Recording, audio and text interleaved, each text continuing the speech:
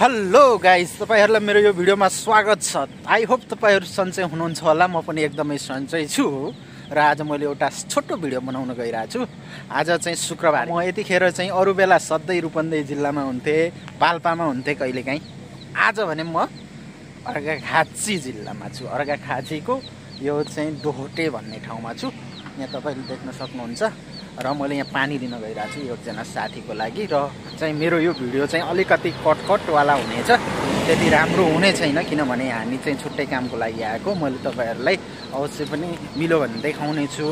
हामी चाहिँ बाटोबाट आउँदाको चाहिँ भिडियो तपाईले यहाँ ब्याकग्राउन्डमा देखिराख्नु भएको छ र हामी अहिले यतिखेर भने डोहोटेमा आएका छौँ। यो भनेको डोहोटे भनेको यो शिवगङ्गा वडा नम्बर कति 12 मा पर्दो छ।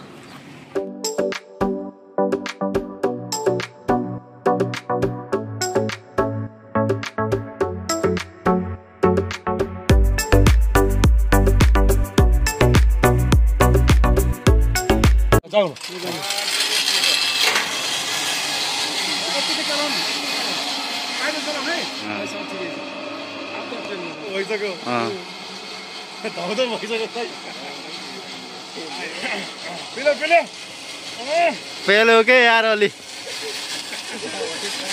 स्या चाहिँ भयो क्या यार।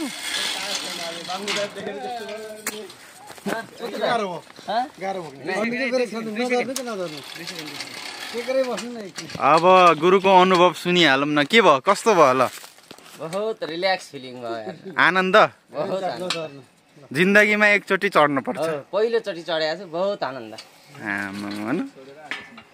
ल आकाशमा साइकल चलाउनु भनेको कम होइन क्या, होइन?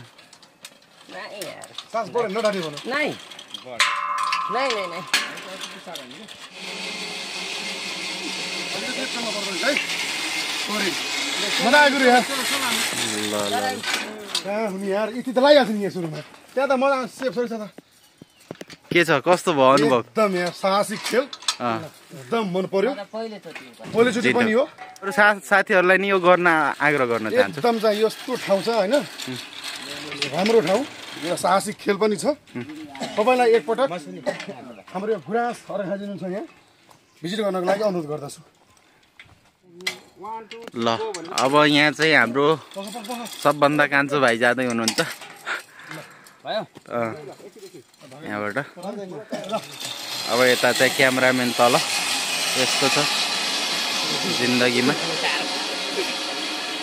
चाहिँ, यो जिन्दगीको चस्मा लाएर यार विदेशी झै देखिनु भयो।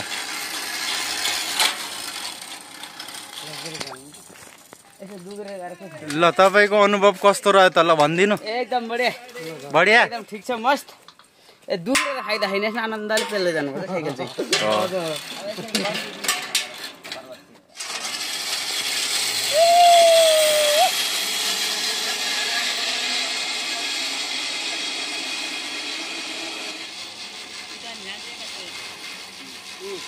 गाह्रो भइसक्यो, ब्रेक नहाल्नु न।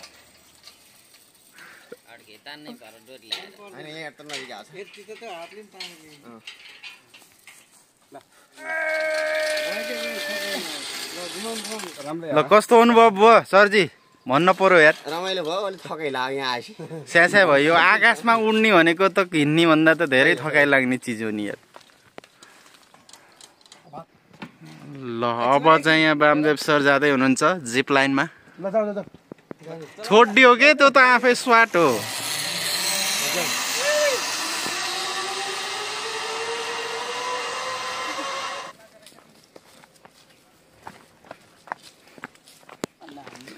अब चाहिँ हामी फर्क्यौँ है साथीहरू, होइन? ट्रेकिङ गर्दै।